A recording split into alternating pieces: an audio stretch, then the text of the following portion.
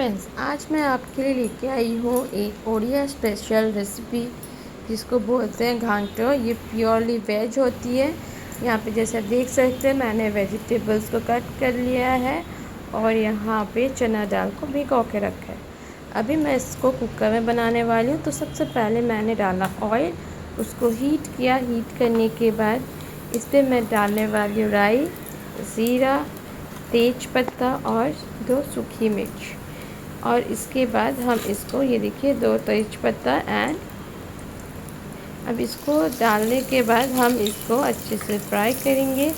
Fry करने के बाद हम इसमें डालेंगे अदरक। यहाँ पे मैंने इसको ग्रेट किया है, आप इसका पेस्ट भी डाल सकते हैं।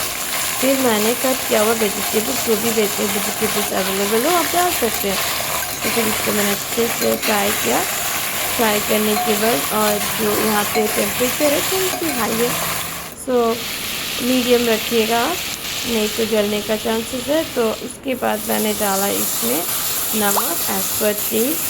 फिर इसके बाद मैंने भिगोया हुआ दाल को भी ऐड किया। ऐड करने के बाद मैंने इसको अच्छे से मिक्स किया।